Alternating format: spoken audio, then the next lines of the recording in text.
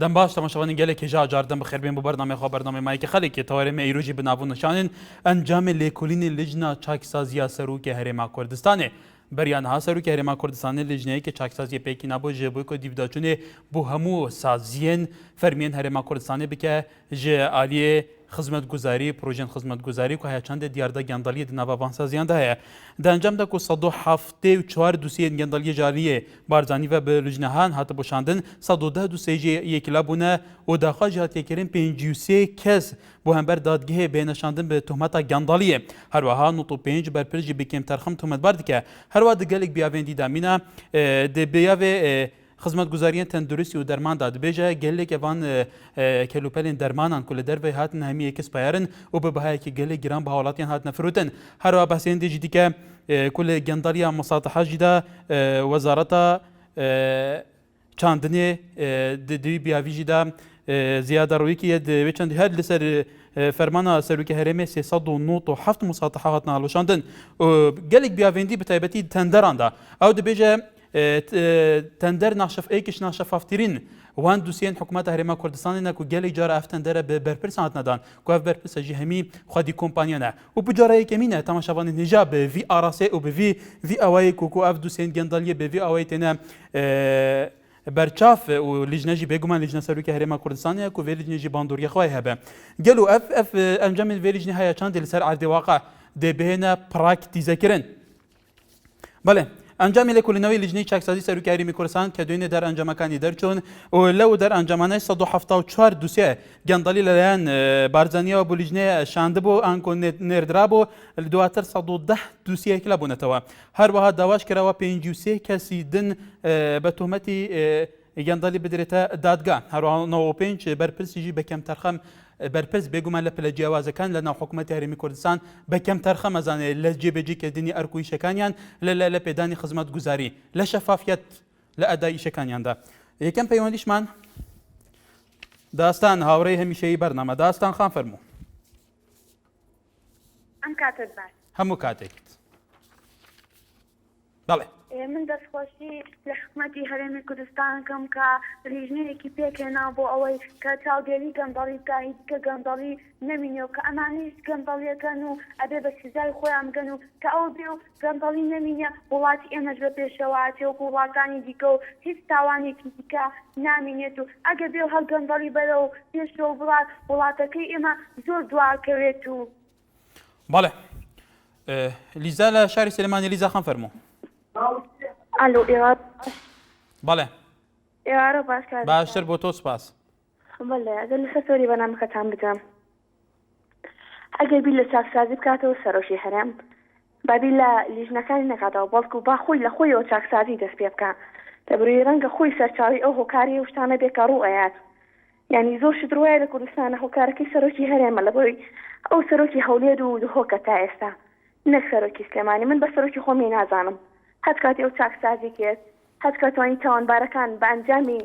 بەڵام بە فەرمی لە ئەنجامی هەڵبژاردنێکی گشتیا زیاتر لە 170 دەنگی کوردستانی بەدەستهێنەوە بە شێوەیەکی فەرمی ئێستا سەرۆکی هەموو هەرێمی کوردستانە. بەڕاست ئەو هەڵبژاردنێکە بە تەزیر بردیانەوە مەبەست لەوەیە هەڵبژاردن کراوەی تەرەوەڕێی خۆتە بەڵام بە پێی ئەنجامەکانی هەڵبژاردن بەم شێوەیە ئێستا بە شێوەیەکی فەرمی لەلایەن پەرلەمانەوە تەزیق کراوە کە سەرۆکی هەرێمی کوردستانە. بەڕاستی کاکەکار من هەرەوە ناڵم ئەو لە سەردەی هەڵبژاردنیشەوە کە بەدەست تەزویر کراوە من تکایە ئەوم پێم وەڵێن کە ئەو بە سەرۆکی خۆم زانم لەبەرەوەی هیچ کات من بە سەرۆکی خۆمی نازانم ئەخوازم ئەو سەرۆکی هەولێر ئینشاءڵڵا کارێکی وا بکا کە چاکسازی بکات لەناو دەستەی پارتیا بە تایبەتی لەبەرەوەی ئەوان سەرچاوی ئاژاوە ژێڕین لە کوردستان سەرچاوی نەهامەتی خەڵکن سەرچاوی دزی ئەوان کە لەناو خەڵکە ئەکرا. بەڵێ سپاس پەیوەندیکەت ئیبراهیم لە چەمچەمال کارێک ئیبراهیم فەرموو. الو بەڵێ ئەم کاتە باش هەموو کاتێکت باشی قوربان سپاس. گیانەکە من یەک خاڵ هەیە ئەو هەموو تاوانبارە کە لە حەفتەی سوبات و لە هەموو کاتەکانی کە تاوانیان کردو تا ئێستا نەدراونەتە دادگا یعنی چاکسازی لە چیا بینینەوە ئێمە خاڵێکی ترەوەیە ئەو هەموو گەندەڵیە لەم وڵاتەیە هەیە چاکسازی چی یعنی ئەم هەموو گەندەڵیە خەیرە چ بە بەرچاوی هەموو دنیاوە وڵاتەکەمان پڕ بوو لە گەندەڵی گەندەڵی وێرانی کردووە گەندەڵی گەشتۆتە هەموو بوارەکانی ژیانی ئەم وڵاتە سازی بە چیا ببینین ئێمە بەڵێ کاکی برێن بەڵام زۆر جار باس دەوەکێ کە بە دەچوونێکی جددی نییە بۆ دەستنیشانکردن و دیتنی ئەو کەسانەیە کە سەرچاوی گەندەڵینە لەم لیژنەیە باس دەوا کراوە کە زیاتر لە 50 کەس بەهۆی بەرپرس بەهۆی گەندەڵی ئەنجامدانی گەندەڵی دەدرێنە دادگا قوربان گەورەترین گەندەڵی ئەوان لە مەسئولە بەرزەکانی ئەم وڵاتەیە بۆ خەڵکی کاتوانێت لەم وڵاتەیە شتێکی ئەم وڵاتە بەرەغەیری بەرسەباڵەکانی ئەم وڵاتە نەبێت یعنی ئەوان تا ئێستا وەزیریان داوەتە دادگا قایمقامێکیان داوەتە دادگا سەرۆک شارەوانێکیان داوەتە دادگا چیان داوەتە دادگا کەس خێر لەم وڵاتەیە درابێتە دادگا غەیری ئەگەر خەڵکێکی فەقیر شتێکی بچکۆڵی کردێت دیانە دادگا بەڵام کەس دەیان بەرپرس لەم وڵاتەیە لە گەندەڵێتیەوە گلاوە تا ئێستا پێیان نەوتۆ چاو کاڵ بێتەوە قوربان بەڵێ باوکی عزیز لە شەقڵاوە باوکی عزیز فەرموو ئێوارەتان باشتر بۆ بەڕێستان سەردار حوسێن گۆڕ هەڵکەنە بە درێژای حکمی فاشیست لە ساڵی 68ەوە تا 1970 زگە لە بنیاتنان و ئاوەدانکردنەوەی شارەکەمان لە هەموو ڕوویەکەوە تخوا تاوان لێ شارێکی وەکو شەقڵاوە باغێکی لێ نەبێت چەندین باغی لێ بۆ ئێستا بوونەتە سەحرای عەرعەر و یاقوت فرۆشراون چەندین نەقریاتی لێ بوو هەمووی فرۆشراون لە شەقامەکان سیارەی گەشتیارەکان ڕائەوەستن بۆ ئەو ڕەوشەیە شەقڵاوە کۆتوالێ بێگومان شەقڵاوەیەکی کە لە شوێنە گەشت و گوزاریە زۆر بەرچاوەکانی هەرێمی کوردستان برای بەڕێزم من کۆنە پێشمەرگەیەکم نارێم سەر بە چلایانێکم بەڵام خۆم بەخای نەزانم چەکم بەرامبەر ئەو ڕژێمار کرد تعادا ئەکەم ئەمنێک مەسئول منەظەمەیەک مەتر عادەکی بەناوبی وەرە سەیری شەقڵاوە کە من کوڕی ئەو شارەم 300 مەترم لە باوکۆ بووم ماوە تاوانەکە دوو غورفەی دروستکەم وڵاتیە ژینگە تێکەچێ ئەی باشە ئێمە ژینگە تێکەچێ بۆ کوڕی ئەو شارە نین بۆ ژینگە تێک ناچێ سەر لەش و مەسیف داجی کرا وەرە بۆ دینم بە بەڵگا من بە بەڵگە بۆ دینم ئەوە ژمارەی تەلەفۆنەکەمە مەسئول هەیە 3000 مەتر یەکری دەشق و 12 شقەیەکە 1 کیلۆمەتر زادەی قیرلۆسی منیش کوڕی ئەو شارم لەلایەن ڕژێمی بەحسەوە ماڵمانم سادرەکرا بەڵێ باوکی عزیز داوا لە سەرۆکی هەرێمەکەم ئیدی بەسە سوکەیاتیکردن بە قیەم و ئەخلاقی ئینسان ئێمە خۆل نەبووی لە کۆی لە بەردەستی ئێوە نەزانین و نەفامیمی ئێمە وای کردووە ئەوانە دەسەڵات بگرنە دەست بەڵێ کاکی باوکی عزیز سوپاس بۆ سەرنجەکانت دیارە خەڵکێکی زۆر لەسەر هێلی پەیوەندیە بەڕێزانە گەر بە کورتی سەرنجەکانی خۆتان بگەێنن ئیتر ئێوازان کە سەرنجی خۆتان چۆن بگەێنەوە ئازادن لەوەی سوپاسانەکەن لەبەرەوە پێمان باشە هەر کەسێ پەیوەندی بکە مافی بەشداریکردنی هەبێت سوپاس بۆ باوکی عزیز لە شەقڵاوە شێروان لەسەر و چاوە کاک شێروان فەرموو هەموو کاتێکی جەنابەت دەستخۆشم بەرنامەتان لێ دەکەم سوپاس دۆستان کە سەرۆکی هەڵم دەرێ گەندەڵی هێلە وەزارەتەکانی تەندروستی و پێشمەرگەوانە من بەخۆم ئەرگەمە ئەگا و سەرۆکی هەرێمە بابێکێک لە لیوایەکان هەمووی دەڵە پێشگیر وەهمی هەیە هەمووی بندیوە ئەی بۆ یەکێک لە فەرماندەکانی فەوز نادرێتە بەردەم دادگا ئێستان بەخۆم لێمە یعنی 12 عەسی لە با پشتیان تەدریبم کردیە وەهمی هەیە بندیوار هەیە وعز پێشمەرگەی خراپە هەدەڵێ معاش پێشمەرگەی باشە بەڕێزم معاشی مەسئولەکان باشە بەس ئەو خەڵکە هەدەڵێ معاش پێشمەرگەی کەمە پێشمەرگەی بەستی ئێستان 500 کەس داوەرەگرم بەڵێ کاکی ئێستا من بەڵێ سپاس بۆ سەرنجەکانیشت بەڵێ تەماشاوان نێژا لە بواری وەزیفەی گشتی و گۆرانکاریە کارگەریەکانەوە لیژنەی سەرۆکی هەرێم ئاماژە بەوە دەکات کە دامەزراندنی کارمەندان و پسپۆریەکان ناشەفافی و نازانسیانە بووە و خەڵکێکی زۆریش بە پلەی جوورا و جۆر خانەنشین کراون و سەرباری زیادە ڕۆیی و ئۆموچەخۆری بندیوار بەڵێ تەماشاوان نێژا بێگومان تەوارێما و کۆین دەبینن لەسەر ئەنجامی لیژنا سەرۆکی هەرێما کوردستانەیە کو لیژنا هاتبوو پێکانی بۆ دیڤدا چوونە موان دووسیەن گەندەڵیەک و بێگومان ژاری سەرۆکی هەرێمێژی بە 174 دووسیە گەندەڵیە بۆ vێ لیژنی هات بشاندن ji بۆ لێکۆلینێ لەسەر بکە و لە کومەوان 174 110 دووسیەیەک لەبوونە و داخواست یەکردن 53 کەسێن دنجی بدەنە دادگەهەیە لەسەر تۆمەتە گەندەڵیە باوکی ئەحمەدمان لەگەلە باوکی ئەحمەد لە گەرمیان ئەم کاتە باش بە قوربان هەموو کاتێکت چاجی بە قوربان زۆر سپاس فەرموو ئێمە وەکو لە بەردەی ئەو پێشمەرگانەکە خەڵک دەڵێتن معاشیان کەمە وەڵڵی معاشمان سیافەتە پاڕوەردەی ئەی دێنە کرێخانوو ئەی دێنە مەسروفی ماڵ ئەی دێنە کرێسیارەوە نام بەچی بکەین باوکی ئەحمەد باس لەوای کرد کە معاشی پێشمەرگەر زۆر زیاد کردو ئەی بۆ ئێوە تا ئێستا 300,000 وەرەگرن لەسەر چی وڵی ئاساسی؟ نەخێر بەڵێنەکەیان هیچی جێبەجێ ناتە بەخوا هەمووی درۆیە و هەموویان درۆ دەکەن لە وزارەت و لە سەرۆکیارێن لە هەموویان. باوکی ئەحمەد سوپاس بۆ سەرنجەکانت بەڕێزان هیوادارین لە چارچێوەی بەشەیەکی بابەتیانە کە سەرنجی خۆشتان بگەین مەمنونین. باوکی بیلالە لە سەی سایق. باوکی بیلال فەرموو. باشی بەڕێزیان من باشم زۆر سوپاس. دیارە بەرنامەکەی میوارە و لەسەر چاکسازی وابزانم. پرۆژەی چاکسازی سەرۆکیاریمی کوردستان لژنەی چاکسازی بەڵێ کە ئەنجامەکانی ڕاگەیەنرا. بەڵێ من زۆر ئەمەلم هەیە بە جەنابی سەرۆکی هەرێم کە چاکسازیەکی زۆر جدی بکات و جەنابی سەرۆکی هەرێم کەسێکی لێهاتوو کەسێکی شایانی ئەوەیە شایستەی ئەوەیە کە لە هەموو کاتەکانە چاکسازی بکات و خوشکێکی بەڕێز تەلەفۆنی کردوتی من جەنابی سەرۆکی هەرێم بە سەرۆکی خۆم نازان جەنابی سەرۆکی هەرێم زۆر لەوە گەورەترێکە و زانیان بە سەرۆکی خۆی نەزانێت جەنابی سەرۆکی هەرێم من وا سەیریەکەم و وا پێشبینیەکەم کە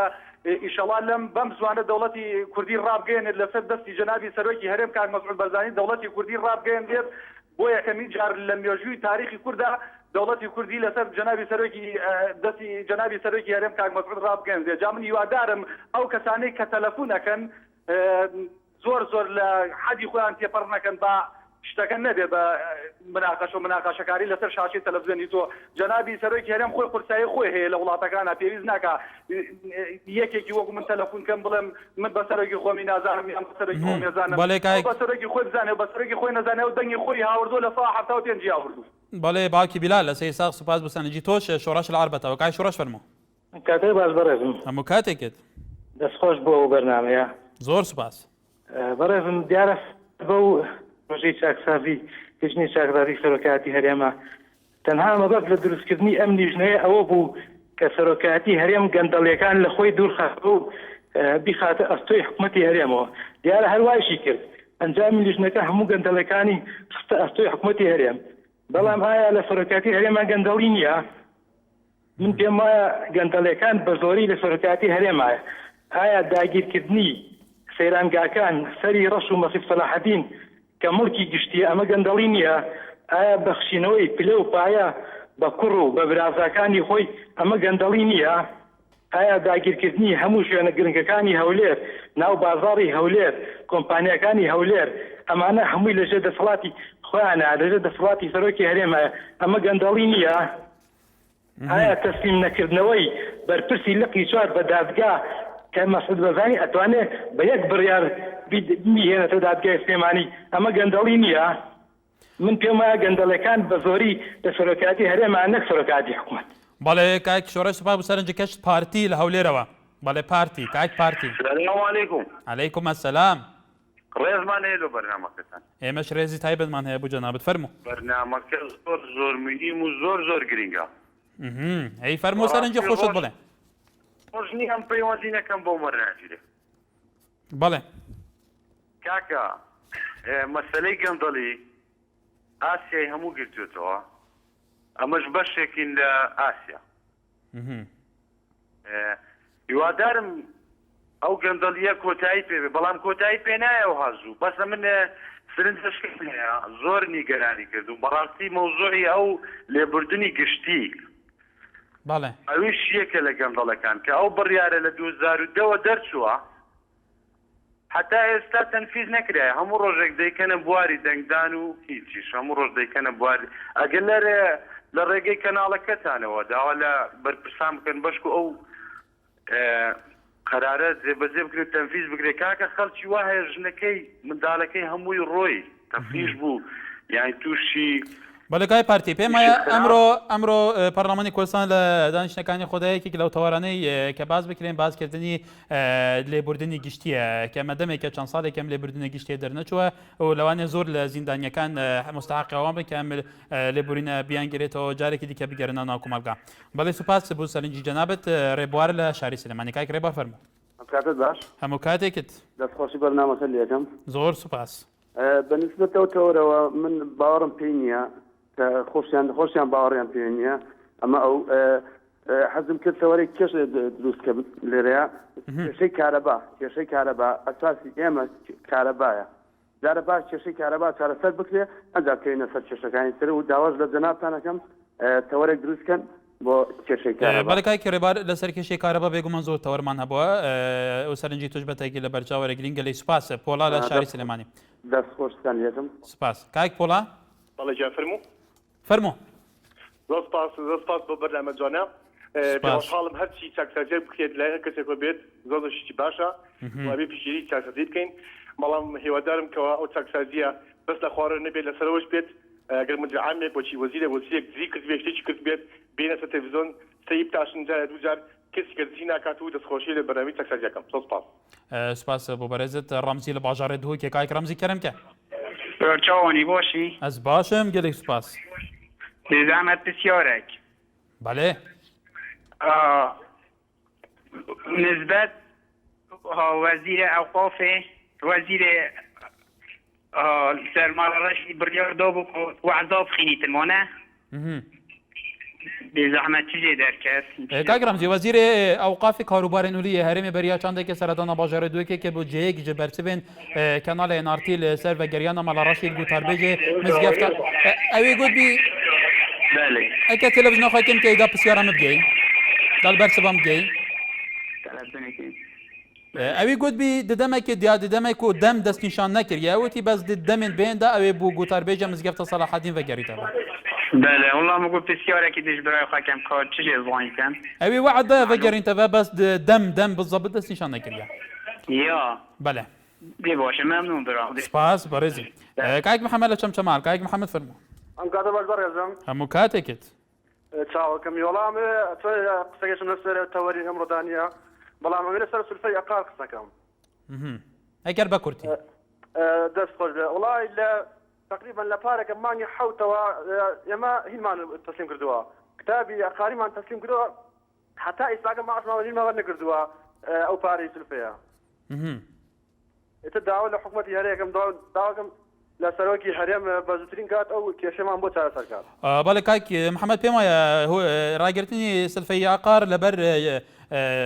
پسند نکردنی بودجه 2012 هرمی کوردستان هر کاتی که بودجه پسند کرده ام سلفان جاری که دیگه درته و بالا سپاس بینه کرد. والله راسك يا حموك اواني كو سلفان راكيشا بقرض قوليك زور حتى او سينما تاقرض حتى اي ساقه تقريبا تاش مقرض بس الفو بقرض حتى يصور معنا قرض بله كاي محمد بله كاي محمد حیوادارین پارلمان جیل سرنجی تو بکو اولاتی که هرمی کوردستان و بودجه زی پسند زو پسند بکری بوی ایوش مفهمند بن رسول لبازیان کاک رسول فرمو بەڵک ئەکە و کاتت باش هەموو کاتێک هیوادارم سەرۆکی هەرێم ئەگەر بە لەباری چاکسازیکار لە هەموو بوارەکاندا شتێکی باشە بەڵام پێم خۆشە تەوەرێک دابەزێن لەسەر مەسەلەی پێشمەرگە و ئەو شتانە هەتا ئێستا مەسەلەی خانەنشین وانە پێشمەرگە یعنی زەمانێک سەقفێکی زەمن دیاری نەکراوە 3 ساڵ پێشمەرگە بێ مەسەلە خانشی کریانەوانە یا خزمەتی پێشمەرگەی ئەوەندە چون کراوەتەوە نازانی پیا و کابراایك پێشمەرگەیە هەر شتێک دەکات مەسەلەن خزمەتی بۆ حیساب ناکرێت دەیەوێت دامەزرسپێنی لە تەواهیدێکی حکومەتی ئەو خزمەتەی هەی بووە مەسەلەن چەند ساڵ پێشمەرگە بۆ کابرا لە هەر شتێک بگرێ بەستێک لە شوێنێک بەدرسا دەمەزرێ خزمەتەکەی بۆ حیسابە بەڵام مەسەلەی پێشمەرگە دەخوێنێ خوێن تەوا کردووە دەیەوێت دامەزرێ ئەو خزمەتەی بۆ حیساب نیە ئەگەر تەوەریشی وا دابزن ئەوە مەمنوع دەبین مەمنوع بەڵێ لە خزمەتداین کاک ڕەسوول سەرنجی توش گەیشت سپاس باوکیسان لە شاری سلێمانی بەڵێ باوکیسان ئەم کاتەوە باش هەموو کاتێکی بەڕێستا سپاس دەکەم پێم وایە چاکسازەکانی سەرۆکی هەرێم یەک بڕ ناکە بۆ بەڵێ بۆ لەبەرەوەی زۆرمان بینی لیژنە و لیژنەکاری و بەڵام باوکیسان ئەمە وەکو سەرۆکی هەرێمە کە یەکێکە لە دەستگا فەرمی و خاوەن کاریگەریەکانی هەرێمی کوردستان ئەمە بۆ ڕایگشتی ئەم هەموو دووسێ جێبەجێ نەکرێت ئەم دووسەیە تەطبیق نەکرێت پراکتیزە نەکرێت لەبەر دەم ڕایگشتی لەوانەیە لێدوانێکی ئان لێکدانەوەیەکی تر بوو بکرێت تو ئەمە چیاڵێ ئەزاریشی قوربانجان یەک شتمەیە بەس پێم مەبڕە من ئەوە ناڵێم بەڕاستی گەمژەییە بۆ تاکی کورد چاوەڕێی دەوڵەتی کوردی لەسەرکردەیەک بکات کە بە لەیلایە دوژمنان هات بێتە گڕووگاڵ لە کۆشکی ئەوانە گۆش کرابێت چه عقلەشی سیاسی پێی وایە لە حزبەکەی لەژێر ئینتیدابی دوژمنانە بە ئێستا داوای دەوڵەتی کوردیەکە باوکی بیلال وامان پێڵێ ئەبێ کوڕ و کوڕەزاکانی مەسعود بارزانی دەوڵەتی کوردی وەڕابگەێنێت ملەتی کورد ڕق ئەستورتر لەوان لە سەدان زیاتر ڕق ئەستورترین ئێمە لەوان ئیتر داوای دەوڵەتی کوردی بۆ کێکە براژیان با خەوانژێن نەکەین ملەتی کورد ئەبێ سەرکردێکی کاریزمای هەبێ ئەنجا داوای دەوڵەتی سەربەخۆ بکە وەکو غاندی ئێمە کێمان هەیە بەڵێ باوکیسان سەرنجی تۆش بێگومان گەیشت حەمید جانەزانیشوان بە بەعزە برادێک لە خۆی و باوشی بیلان لە سەیساقەوە باسی سەرکردسەرۆکی هەرێم بۆ نەکە سەرۆکی هەرێم نابێ خیانەت بکات سەرۆکی کای باوکیسان ببوورە پێمان باشە سەرنجی خۆش بگەێنی بەڵام بەبێتە شیر بێگومان هەر کەسێک ئازاد دەبارێزان هەر کەسێکیش بەرپرسە لە سەرنجی خۆی چون سەرنجی خۆی نیشان بدا حەمید مەجید لە هەولێرەوە کاک حەمید فەرموو ئەو کاتەتان باش لە هەولێری پایتەختەوە هەموو کاتێکت بەڕاستی من لەسەر ئەوەم بۆتەوەری بەرنامەکە سێکی زۆر باشە دیارە سێکی زۆر چاکە دەستخۆشی بۆ سەرۆکی هەرێم بۆ و بڕیارانەی کە داوای چاکسازی دەکا بەڵام دڵنیابن بەبێ ڕاستگۆیی هیچ شتێکمان پێ ناکرێ یعنی لە ئەو ڕۆدا گەورەترین خەلەل ئەو دوو ئیدارەیە ئەو دوو بەرپرسی وەزیری دارایی بەڕێزان ئێمە خەڵکی کوردستان تاکەی ناومێت دێ ئەو بە دوو دارایی هیچ شتێک ناکرێ وەکو سەرۆکی حکومەتی پێشوو دکتۆر بەرهەمی شارەی پێدا هیوادارین لەو کابینە نوێدا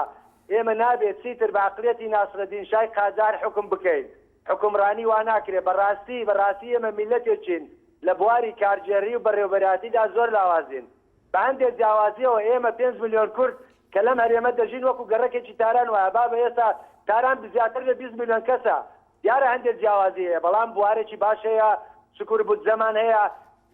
ئۆپۆزیسیۆن و دەسەڵات لە یەکتری نزیکن کاکە دێم یەک بە یەک حساب ناکەم چێ پارتیە چێ گۆڕانە چێ کۆمەڵە چێ گرتووە چێکە فعاتیە بێ لەو کابینە نوێ دایدەنێمەوە عەرز و هۆگەس کاکە وەرەسیتان پێ دەکرێت باڵەکای حەمید یەکێک لە خاڵەکان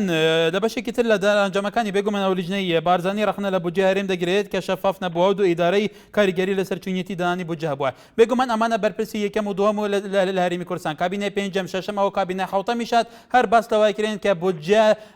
لەسەر دوو ئیدارەی دابەشەکرێت ئەی مادام خۆیان ئەزانن کێشەچە بوو ئێستا ئیرادەیەکی وانییە کە تەنانەت با بودجە لە هەرێمی کوردستان لە یەک بخرێتەوە کاکە ژیان لە پرسیارەکەت گەیشتم تا ئێستا ئێمە ئەو دیاردەیە یەکتر بە هیچ نەزانین یەکترین سڕینەوە متمانە بە یەکردن نییە هیچ کێشەیەک لە گۆڕە نییە تەنانەت کۆبوونەیە بکەن لەسەر ئاسێکی باڵا کاکە وەرە چی بکەین لە بینی خۆیاندا هەموو شتێ بەسەر تەلەڤیزیۆن ناگوترێ یعنی زۆر ئای بەلەو کەناڵانەوە هی دەسەڵات یا معارەزە هەندێک شتی نهێنی هەیە نابێ بگوترێ لە ناوخۆی یەکدیدا وەکو برا لە پەرلەمان دانیشتن هەیە لە ئاسێکی باڵا دانیشتن هەیە کاکە ئێمە لەو هەموو کابینە فەشەلمان هێنا بۆ دوو وەزیری داراییمان هەبێ بۆ دوو ئیدارەیمان هەبێ کاکە وەرە خەرە لە شوێدایە کاکە ئێمە هەموو کوردین تاکەی یعنی خۆ ناشکرێ وەکو گوتمان چاوەڕێکەین تا ئاخر زەمان بەڵێ کای حەمید وەختان نەگرم زیاتر زۆر سپاس بۆ سەرنجەکانت ئەحمەد لە باژارێ دووکێ کاک ئەحمەد فەرموو کاکاردەم باش باشتر بووتە تو باشی أحوالته؟ از باشم گلك سپاس كرمك من رئيس واحترام بوته أنا أسس منطقة بهدينا وقالها والتوظم هم خوشحالين قالك كرمك عزيزي من بيت أس تشان ملاحظات وبدمتاش خلقية بهدينا بله خلقية بهدينا زوري بيدانجا بداخوة بو خودی از چه بزمت چون که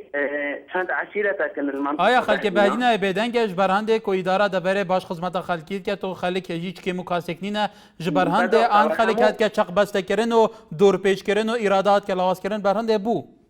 بعدا خو همو بالعکسه چوا یعنی جبرك خلک منطقه بهدینه همو کس مستفیدن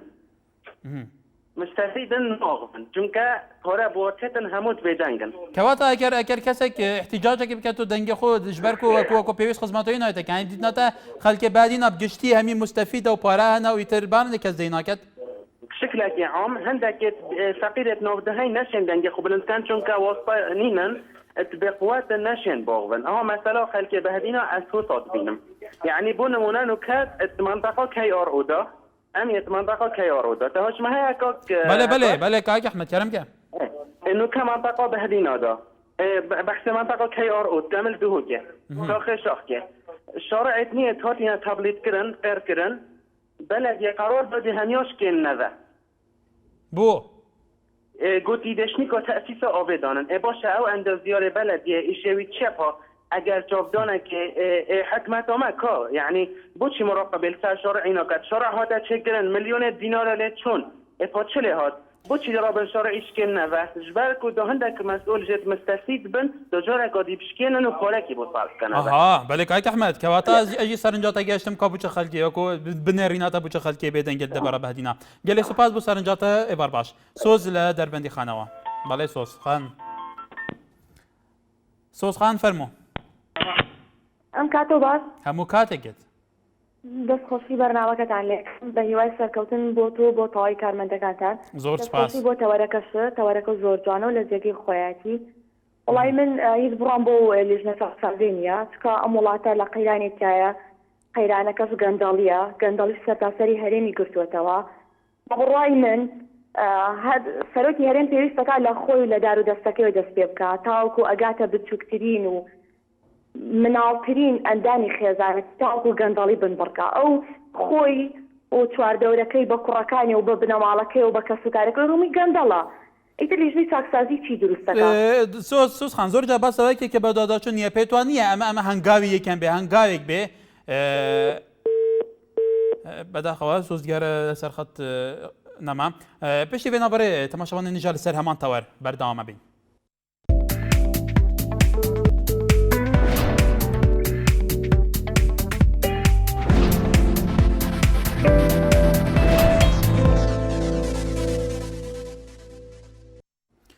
دووبارە سەڵاو بەڕێزان لەسەر تووری کۆمەڵاتی پێیجێنارتی چەند کمنتێکمان بۆ هاتووە لەوانە بەهادین محەممەد ئەڵێ لەگەر ڕێزم من دەپرسم کێن ئەوانەی تەندەرەکانیان بردووە بۆ خۆیان هەر کۆمپانیا خۆیان ئەوەکو خۆیاڵێ هەروەها توانا کوردی ئالێ دوای ساڵێک هەر باش بووە ئەوەش کرا من هیچم لێ چاوەڕێ نەدەکرد هەروەها ئەمیر جیتو هەرکی ئەڵێ دەستخۆش بێت هەر بریارێک کەوا جەنابێ سەرروکە کۆ بێژێ دنهاو پێدا ئەبخوا دێ سەرپەرشیە بکات بێگومان دێ سەرکەفتی بیت و باشترین بەڵگەژی کۆ بۆمە ئاشکرا بووە ئەوە کۆ دەبێژین بێ تو ترسێک بەرسەبا ڕاستەقینە بە خەڵکی کوردستانی ڕاگەانی لە ئامێدگاز بۆوارم پەیوەندێ دیگەلمەیە هەموو کاتێکت بەمەسی چاکسازەکەی سەرۆکی هەرێم کە ڕایگەیان ساڵێکە تێپەڕێ بەسەرە و کاتەیە بەڵێ کای کاروان ینی مەسلەی چاکسازی مەسلەی نییە بڵێ شارەوە بێت چاکسازی لە چیاکە لە ئێمە مەسلەی نوتمان هەیە نەوت بە ئاشکرا ڕۆژخانە چەند ساڵە ئاودی حدودەکانێکی بێ ئەوەی تا ئێستا بزانێت بودجەی نوت بۆکوێ ئەڕوا و ئەگەر لێکوێ دێتە ناو بودجەوە نایەتە ناو بودجەوە ئەم هەموو نەوتا ئێستا ئاشتێورامی وەزیری سامانە سروشتەکان دێت وڵێنی ڕێژەی نوت نادەرەوە زیادەکە ئەگا بە ملیۆنی ئەی ئەگا بە ملیۆنی ئێمە چی لێ بکەم با بگا بە 10 ملیۆنیش قارەکە نایە بۆ بودجەی هەرێم ئێمە گەنجێکی بیانی زانکۆتەوەکەی نەدامەزراندن هەیە نا ئیش و کار هەیە یعنی مەسەلەی با بگا بە 20 ملیۆنیش مەسەلەی هینەکان مەسەلەی گومرەکەکانی خاڵسنووریەکان خاڵسنووریەکانشێت دەسەڵاتی پارتیویەتی هەمووی بۆ کیە تا ئێستا بۆ لە بودجە باشی خاڵسنووریەکان نەکراوە ئەو بودجەی کەدا بەشکرێ بەسەر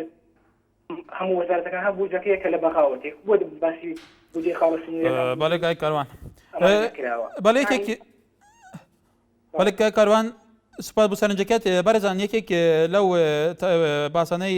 کە لەم لیژنەی چەکسازی باس لەوە کراوە باسی وەزارەتی نەوت و سوتەمەنیە لیژنەکەدا لێت تا ئێستا وەزارەتێکی کارا وەزارەتێک بۆ نەوت لە هەرێمی کوردستان کارا نییە سەرباری نەبوونی چاودێری لە هەناردەکردنی نەوت بۆ دەرەوەی هەرێم بەڵێ سابیر کەلهۆری لە شاری بەغدا هاوری بەردەوامی بەردەما بەڵێ کاک سابیر کارجانم کاتۆ باس جوانانە دەکەم زۆر سپاس ڕێز و سوالتم بۆ کاکشیروانەیە کە وەختی خۆ لە تەلەڤیزۆنی هین بوو مارگرێت بوو ئێساڵێن لای خۆتانە کاکە ئەکارگیان ئەمە شتەکان زۆر ڕوون و ئاشکرایە من ئەم گەندەڵیا خودی مامجەلال شخصی خۆی حەز بەم گەندەڵێ ناکا و مەسعود بەرزانیش سەرۆکی هەرێم کاک مەسعود حەز بەم گەندەڵێ ناکا بەڵام شتەکە تا ناچات لە دەستیان دەرچوو و هیچ مەجال و منفەزێکیان بۆ نەماوەتەوە بۆ بەڕێز مامجەلال ویستی کارە گەندەڵی بکات چەند ئەندامێکی سەرکردایەتی و چەند ئەندامێکی بەرزەردی لە ناو یەکێتیا بان کرد پێی وتنەوە خەریک چین گوتیان وڵات سلێمانی جوانەکەن گوتی یا سلێمانی ئاودیوەکەن وتی ویستی بەڕاستی بە شێوەیەکی جوان محافسەبەیان کرد کە دوایی تەمەشای کرد زەختی لێ کردن ڕاستیەکانیان تێوت کە تەمەشای کرد ئەو بوو سەرهەڵدانی گەندەڵێ لە نێزیکی خۆیەوەیەتی وشکرد بوو قسەی نەکرد بەڕێز کاک مەزغەدیش دەستی کرد بە چارەسەرکردنی گەندەڵی کە خۆی چووە برایم خەلیل گەڕایەوە 3 ڕۆژیش پارێزگاری دهۆک بوو دانیش خۆی لە دهۆک ویستی چەند کەسێک محاسبە بکە و چەند ماڵی چەند کەسێکی مسادرە کرد کە تەمەشای کرد کێشەکە گەیشتە نێزیکی ماڵی خۆی واتە من چەند کەسێکم بینیوە لە مەتاری دەولی بەغدا ویستویانە بینیومە بە چاری خۆم لە بەیابانەوە مهندسی نەوتیان هێناوە ئەم مهندسی نەوتە هێنایانە ئایا پرسێکیان بەوگە لە کردو کە دێبیری نەوت لێدا بڵێ بابا کابرا حیزبی بووە ئایا چۆن ئەم شتان ناکرێ ئەنجام من هیوادارم خۆیان لە خۆیانەوە دەستێ بکەن بۆ خوارەوانێ و هەوڵ بدەن لجنەیەک تەرخان بکەن ئەو لجنەیە لە هەموو حیزبەکان بێ و لە قوڕانی کورد بێ بینی و لەنە سوورە گومرگەکان هیچێک لەناو خۆیانە بە قورحە هەڵبژێرن بتوانن مسەیتەر بن بەسەر کارەکانە چونکی چارەسەریان بۆ ناکرێ ئەگەر ئەوە نەکەن ئەگەر حیزبێنە ئەجا بەس لە دوایە ئەڵێم هاواری من بۆ ئەوەیە جارێکە کورد ئەنفال نەکرێ بەرەو زیندانەکانی نگورە سلمان نبرێ لەوێ لە برسا بمرێ دەرخوادی سەد بدرێ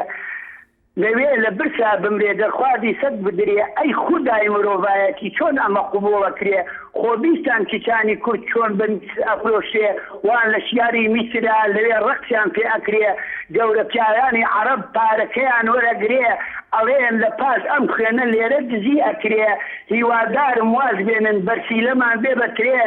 هیوادارم واز بێنن بەرسیلەمان بێ بەترێ شۆڕشی 1000 ساڵەی ئەمجارەمان سەرگرێ هەموو تاکێ لەم گەلا مافەکانی وەرگرێ ئیتر زۆر سپاس بۆ کاک سابیر لە شاری بەغداوە بابێ کەرەم لە شێخان دەگەلمەیە بابێ کەرەم مرحبا سەرچاوە شەوانی باشی ئەس باشم gelek سوپاس فەرموو دەستخۆشی بەرنامەتە بکەین بۆی کارت پێڕابی gelek سوپاس بۆ چاکسازیە عمر بن عەبدولعەزیز ڕەبۆ چاکسازیەکێ نۆ ساڵە و نیوەدا شیا تاریخەکە مازن داین بۆ چاکسازی عەسری خۆدا ئەوە بوونە 21 ساڵ ئەم هەلێ دەگەڕین و ئەم نابینین دیتناتە بابێ کەرەم ئەف ئەنجامێ vêlijinê ve destpêkek baş nabێت ji bandê ku li vê rêjek dîvçûneka cidî bۆ dosiyên gendaliyê bête kirin والله gelek bi xweşhalîn gotinê serokî cihê xwe dana gelek bes biya karekî cidî hebîtin pêrabin û diyar bê bi xelkî wekî lêborîna giştî bo hemî xelkî çû komalatiyê tên dezgat komalatiyê hemû parêzgehên Kurdistanê razbin bi aştiyê û dûmayek nayînê aştiyê jî دیتناتە بابێ کەرەم te behsê ezer çend tawarê me li serindêniye madem yasa hebe madem wezareta dadê hebe madem dadge hebin madem dîvçûneke yasaya mantiqî hebe ey ev damû dezgehên komalayetî di nava hezban de di nava bajaran de ev sulhên eşairî dîtnate bandoriyawan çawa ye gelo ew bû çi hene xwe birêkekî baş e birêkekî jî teqrîben alozî min tevakî berê gelek hêşe careke dubare çêbîne ve û احتمال البرك كيف هر بتر زيادة ببنجي بشكلي هم في خوشحالين سروكي هرم بكاري رابط بجدي و بله باب کرم می‌دارم مثلا جتا با برای سروکی هرم کردستانی که سپاس همه لشاری سلیمانی که همه فرمو هم کاتو باش برای همو کاتیکت ببوره هم سلاویتان لگرا لسلیمانیو ها که همه بله بله بەڕاستی من حەزەکەم لەسەر ئەو لیژنەکەی سەرۆکی هەرێم قسە بکەم خۆ لیژنە دروستکردن شتێکی باشە تەبەن هەر کاتێک کە تەبەن لە هەموو شوێنێکە ینی کە لیژنەیە دروست دەکرێت لە دایرەیەکە ینی لە هەج مؤسساتێکی حکومەتە بەتایبەتی ئەم لیژنەی سەرۆکی هەرێم بەڵام یەک شتێکە تەبەن ئەم لیژنەی کە دروست کراوە بازانم لە 16 کەس پێگاتەوە نازەمەگەر بە خۆتان زانیاریتان هەبیاننا لە 16 کەسە بەڵام من بەڕێی خۆم حەق وایە ئەم 16 کەسە کە کەسەپەرشتی ئەم لیژنیان کردووە تەبەن ئەمە سەرۆکی لیژنەشی تایە بڵێ ئەوە کۆنگرێکی ڕۆژنامەنووسیان ساز بکردا ینی بۆ خەڵکی کوردستان بۆ نمونە هەموو ئەو تحقیقاتانەی کە کراوە لە ماوەی ئەم ساڵەیە بڵێ ینی بۆ خەڵکیان ڕوون بکردایەوە لەوانەیە شتێکی ئیجابی بووە شتێکی باشتر بووە. بەڵام کاکێ من دەرەنجامەکانی بۆ ڕای گشتی بەڵاو کردوتەوە دەرەنجامەکانی ئەو خاڵانێکە لەسەر وەستانە و کەسانەیە کە کەم تەرخە من ئەو هەموو وەزارەتانەی کە ملکی گشتی بەهەدەرداوە گەندەڵیتی ئەنجامداوە هەمووی بە تەحدید و بەداتا دەستنیشان کراوە. بەڵێ تەمان من هینەکەم خوێنەوە لە بەڕاستی تەنانەت دەقەکەشم خوێنەوە لە کوردستانی نوێ دەقی ڕاگەاندناوەکەی سەرۆکی هەرێم بەڵام باشتر وا بوو لیژنەکە ینی لیژنەکە لە کۆنگرێکی سەحافیە بۆی شتەکان ورتر ببوونایەوە. بەڵێ کاکی من زۆر سپاس سەروەر لە شەڕباژێر کاک سەروەر فەرموو. زۆر سپاس ئەم کاتتان باش دەستخۆشی بەرنامەکەتان لێ یەکەم زۆر سپاس بۆ تەوەرەکەش دیارە گەندەڵی لە کوردستانە چارەسەر ناکرێ ئەوە لە نەوەتویەکەوە هەر ئەم دەم و چاوانن هیچیان پێ چارەسەر ناکرێ و 20 ساڵە بڕوا ناکەم بە 20 ساڵی کەش بتوانن چارەسەری ئەو کێشانە بکەن ئەگەر ئەوان ڕاستەکەن و چارەسەریەکەن با لە ماڵەکانی خۆیان و دەست پێ بکەن ئەنجا بۆ وەزارەتەکان ئەنجا بۆ ناو تاکی کورد بەڵام بە قەنەعەتی من چارەسەری گەندەڵی بە ئەوان ناکرێ و لیژنە دیارە ئەنجامەکانی چییە لیژنە ئەنجامی هیچ نەبووە تا ئێستا لیژنە و لیژنەکاری مەوزوعەکانی مراندووەتەوە وەر ئەوە نەبووە. بەڵێ کاوار لە باژارێت هۆکێ کای کاوار فەرمووە. ئەلو ئێوەر باش باشتر بووتە سپاس بەڕێزی دەستخۆشیێلکە و بەرنامەتە گەم ڕاستی تەوەرەگە گەلێکی گرنگە گەلێک سپاس باوەڕ بکەن نزات تەحەدۆنی کە من متابعە بەرنامە کرد بەس ئەس بینم خەڵکیمەیە کوردستانی گەلێکی ڕاژبینە بۆچی؟ چونکی هەر کەسێکی تێتن تەلەفۆنێتیاتەن مەبواری پێنینا و گوهڕین چێنا بێت و بۆچی ئەفراشبوونە هەیە بۆچی بدیتناتا فراشبینەش جەم خەڵکی کوردستانی هەیە ڕاستەکە ڕاژبینیهای ئەوژی شن دەبێت جەرگاندێک و گەلێکی خەلەتیت ناوە دامودەستگەین حکومیدا هەبوونەوە و حزبیداجی بەلێ سەرەڕای هەندێک چێنا بێت مرۆڤ جیانێدا گەلێکی ڕاژبین بێت چونکی گوهڕین قۆناغێکی دەدەست پێ بکەن ئەبجا ئەنجامی لێکۆلینا سەرروکی ڕاستی ڕۆژێ لە پرۆژندا سەرروکی چێکیریە سەڤیە گەلێک و گەلێک شتێکی جانە و از مباری گەلێک و گەلەکە سەرروکە هەرێمی هەی کو دێشێتن گوهرنا یەخیدێ و بەس گەل هەندێک دەبێت ئەمجی تاریکار بینان نەڕاژبین بهات شتێکی پێێتە وجودێ ئەگە مرۆڤ فەڵپشتیە ناکەتن بێگومان چ دەوری خۆنا بینیت و دێ بەڵێ کاک کاوار سپاس بۆ سەرنجات عەبدوڵڵا هەر لە شەڕباژێرەوە کاک عەبدوڵڵا فەرموو. سەرەتا سپاسی بەرنامەکەتان دەکەم ئێمە زۆر سپاس دەکەین. بەڕاستی ئێمە با لە هەموو شتێکا ڕژبین نەبین هەندێک شتی باشەیە بەڵام ئێمە لە سەرەتاوە لە کۆمەلگای خۆمانەوە دەست پێ ئەگەر باوەڕمان بە دیموکراسی هەیە ئەبێ ڕێز لەو دیموکراسیە بگرین زۆرینەی دەنگەیان نا ئەمە لەلایەک شتریشەوە لە هەموو وڵاتێک گەندەڵی هەیە بەڵام ئێمە دەبێت دەست سەر برینەکان بنین و چاچیکەین نەک ئەوەی هەشمانە لە دەستی دەین. بەڵێ نازانم بەڕاستی ینی خەڵک هەمووی بە گشتی ڕژبینە هەر مناڵێک سیرەکەی تەمەنی 10 ساڵە ناڕازی دەرە بەبێەوەی هیچ ئاگای لە هیچ شتێک. بەڵێ کاک عەبدوڵڵا ئەوانە هۆکار هەیە هۆکار دەستنیشانەکەن لەسەر ڕژبینێکی ئایا هۆکارانە مەنتەقی نەناڕایەوە؟ من خۆم یەکێکم فەرمانبەرم 29 ساڵ دەوام کردو لە کارمەندی کارەبای وزگەی بازیام تا ئێستا زەویم نەدراوەتێ بەڵام سەرەڕای ئەوەش هەر ڕژبین نیم بەو شێوەی کە خەڵک باسیەکە گەندەڵێکی زۆر هەیە بەڵام ئێمە دەبێت یەک بەیەک یعنی دەست بنێنە سەر زامەکان و ڕوونیکەینەوە بۆ خەڵک لەکوێیە گەندەڵی با چاو نەپۆشین دەی. بەڵێ کاک عەبدوڵڵا لە شەڕباژێر سپاس بۆ سەرنجەکەش ئیماد لە کەرکووکەوە کاک ئیماد فەرموو. ئەم کاتت باش هەموو کاتێکت سپاس دەکەم بە قوربان ڕێز و خۆشەویستی بۆ دێبراز زۆر سپاس دەست خۆش بێ بۆم تەورە جوانە بەڕاستی بابەتێکی جوانە و وەڵڵاهی من ئەگەر ڕێم پێ پێش سەر تەورە قسەکەم بەداخەوە خاتونێکی بەڕێز وتی من هیچ باوەڕێکم بە سەرۆکی هەرێم نییە بەداخەوە بۆ خوشکە بەڕێزە ئەو سەرۆکە ئەرێ بە سەرۆکی خۆم دانانم بەداخە ئەو سەرۆکە بەڕاستی ئەو خوشکە بە حەڵەت چۆوا دەلێ ئەوە شتێکی زۆر غەڵەتە و قسێ دەکا با تۆزە بەخۆی بچێتەوە خوشکە بەڕێزە خوشکە لە سلەیمانی بوو سەرۆکی هەرێم زۆر تشتی کردووە بە تایبەتی زۆر تشتی کردو ئەو سەرۆکەیە مەداری ڕێزنانی وەرگرت لە هەموو دەوڵەتە عەرەبیەکانە خۆی بە چای خۆمان بماندینە ئیستش ئەو سەرۆکەیە ئەتوانێت چارەسازی بکەن ناو کوردستانە توانێت چی ئەسوانێش ئەو چەش بکە بەس بەداخەوە تۆ ڕێمەدە بۆ جێرە کەسانە بە شێوازێکی وا دابەزنە سەر سەرۆکە کاگەیمات ڕێگاش زەحمە نەبێت پرسیارێت فەرموو خوشکە بەڕێزە دەڵێم ئەگەر ئەتوانێت لە شاری سلێمانی بابێ خۆی یەک مانگە لە شاری کەرکوک بێ بزانمە تاڵم حەوێتەوە ئێماگە بەینی پێشمەرگە نەبێ بە حیات ناتوانین کەرکوش بژین. بەڵێ کاکیمات سپاس بێگومان تو سەرنجی خۆت گەیاند ئەوی سەرنجی خۆی هەر کەسێک ئازادە چون سەرنجی خۆی نیشان بەدا. باوکی محەممەد هەو لێرەوە. باوکی محەممەد فەرموو. باوکی محەممەد زامدار لە سەی ساغگارە باوکی محەممەد جێرە دەنگی من نەبوو. کاک زامدار کاتۆ باش هەموو کاتێکت خۆشی بەناو لێکم کاکە کاکیان زۆر سپاس دیوای تەمە درێژی بۆ زۆر سپاس کاک زامدار فەرموو. کاکە کاجیاکە مەجالم دەی 2 دقە 3 دقە سپاگەم بڕواکە پێم وایە 2 دقە و 3 دقە کاتمان بەرەو کوتای ئەڕوا هەیکە بە کورتی باشە قوربانم. کاکە کاجیان بەڕاستی کاکەی تەلەفۆنی گەوتی بۆچی تاشی کوڕژبین کاکە بۆ ڕۆژبینم ئەی هاوار 23 ساڵە لە خانوویەکەین هی حکومەتە نایڵێ بڕۆین نایڵێ هۆدەیەکەین و نایڵێ شتێکین ئەمە یەک. دووەم کاکەی تەلەفۆنی کرد لە سەیسایەکەوە وتی سەرۆ شێرم بە سەرۆشی خۆمەزانم و شتی شەکە بۆ کۆمەلگا باشە هەمومان زانی سەیسایەک بە پایتەختی هێنە دانرێ بیا پرۆژەکان دانێت تا ئێستا خزمەتگوزارێ نیە لە سەیساکە ئێ هاوار من چی دڵێ بە مەسۆل بەرزانی خۆشە ڕێزم هەیە بۆ مەسۆل بەرزانی ناڵم بەزمیش بە سەرۆشی خۆمی نازانمەگەوت دادەوتی ئەگە سەرۆشی من بووایە خەمێکی لە منەخوا خەمێکی لە کۆمەلگەکەم ئەخاو ئەگە سەرۆ شێرم بە لیژنەوەوانت دەم کوتی خەڵێکە بەڕاستی من پێڵم خەیاڵی خاوە چونکە بینیمان لە حەبەی شوباتەوتی لیژنەی دەرکرد بۆ حەبەی شوباوتی چاکسازێکم کو ئەمە چاکسازیە کاکی وا بۆ نەسۆ بەدەم دادگا فڵان کەس بۆ نەژیرە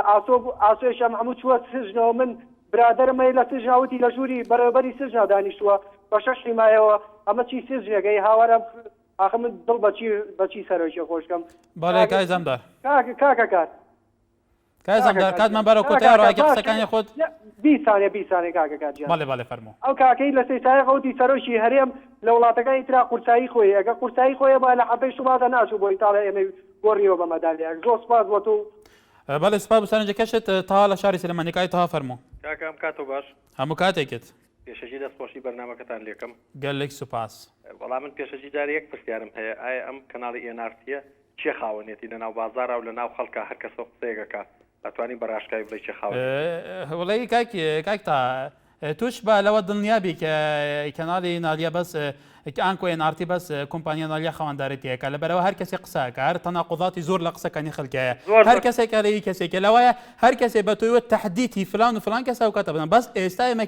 کەناڵی ئێنارتی هەموو کەسێکی باسەکە خەڵکیش ئازادە گرنگەوە ئەدای ئێمە ویشکردنی ئێمە کەناڵی نالیا ئانکۆ کەناڵی ئێنارتی بەدڵنیە پێتەڵێم یەکێک لە بێژەرەکان کادەرەکان یان کەناڵی نالیا کۆمپانیا نالیا بۆ بەرهێنانی خانوبەرە خەواندارەتیەکان ینی ئاشخاص نییە لە پشتێمەوە ئەبەدەن کەناڵی نالیا کۆمپانیای نالیا بۆ خانوبەرە هیکای شاسوار خاوەندارەتیەکە تەنیا. باشە زۆر سپاسەکەم بەڵام بەلایەن بەنسبەتی گەندەڵیەوە کە باسی دەکەین بەڕاستی ئەگەر قانون سەروەر بێ لە وڵاتە بە دڵنیایی کە گەندەڵی نامێنێ بەڵام قانونەکە ئەبێ مستەیتەر بێ بەسەر هەموو مەسوولەکە ئێستا ئەگەر بڵێن لەو یاساناسانەی کە این لیژنەیەک پێک بهێنرێ و ئەو یاساناسانە بتوانن کە لێپرسینەوە لە مەسوولەکان بکەن بەڵام بەداخەوە کەسێک نییە بتوانێت بچێتە بەردەمی ئەم مەسوولە بڵێ من ئەینە لەکە هازا ئەمەد لە شوێ یا ئەمە لە شوێ هێنا لە ماوەی چەند ساڵە لە ماوەیەکی کەمە ئەوە بوو کەواتە ئەم هەموو گەندەڵی ئەگەڕێتەوە بۆچی ئەگەڕێتەوە بۆ ئەوەی کە قانون سەروەر نییە لە وڵاتەکەیە کە قانونی سەروەر بێ سەروەر بێ بەسەر هەموو کەسێکە بەسەر هەموو بنەماڵێکە بەسەر ئەشخاصێکە. باڵێ کاکی تا گەلی سپاس پێنجەکە تۆ گیر لە شاری سلێمانی کاک تۆ گیردای لە بورینەکەن کاتمان زۆر کەمەوەی کە بە کورتی سەرنجی تۆ جێ دەبین فەرموو. باشە دەستخۆش بێ دەستخۆشی بەرنامەکەت لێ یەکەم گەلێک سپاس. بە بڕۆی من ئەو لیژنەی کە لەلایەن سەرۆکی هەرێمەوە پێکهێنراوە تەنها لیژنەی کەشمان بینی کە پێشتر پێکهێنرابووانە بەڵام نەیانتوانی هیچ ینی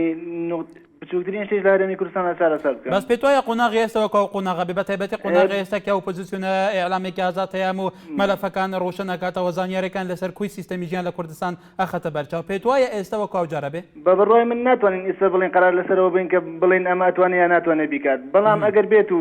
کۆمەڵە دەستگای گرنگی لە هەرێمی کوردستانە ئەگەر سەرۆکاتی هەرێم دەستخاتنە ئەو لیژانە بۆ نە پەرلەمان و حکوومەت ئەداگانی خۆیان بەجددی جێبەجێ بکەن ئەو بە بڕۆی منەوە سەرکەوتنیەکە بەڵام ئەگەر بچووکترین شتیان یا کێشێکی بچوک چارەسەر بکات و بڵێ ئەمە لیژنەکە ئەمە ئیشەکانیان بوو بۆیە هیچ ینی گرنگێکی نابێ گرنگ ئەوەیە ئەو دەسانە لە ناو ئەو دەم و دەستگا گرنگانە بێنێتە دەرەوە و دوو ئیدارەی نێ لە حکومەتی هەرێما ئەگەر ئەوە بکاتەوە سەرکەوتۆ بێ ئەگەر ئەوەش نەکاوە هەروەکوانی پێشترە بێت و هیچ گرنگێکی بەڵێ گایتۆگە لە شاری سلمانی سوپاس پەیوەندەکەش بەلێ بەرەزانەوەکەوە گۆداریە بەرنامەی کردی بچوونی جیاواسە بوون بچون هەبوون گەشتبین بوون ji ser encamên vê lîjnê ku wê encamekê baş bi dest bixe hebûn jî ki rejbîn bûn û hebûn jî mavnewan bûn bi her hal lîjna Serokê Herêma Kurdistanê bû çeksaziyan raporta xwe belav kiriye û çend derencama jî têdana xelkê Kurdistanê jî çavereye ji ber ku bête praktîzekirin ve ku di nava bername de hate xuyekirin ku gelekêşan ji ber awan hemû lîjnên ku demêborî hatine pêkene hî encamek nebû li ber hindê rejbînin îtir buwarê praktîzekirinê dê derencama cidîtir bû xelkê roşin ket heta sibehê tewerekî gerimtir di xizmeta we dabîn her şad û bextewar binê ber baş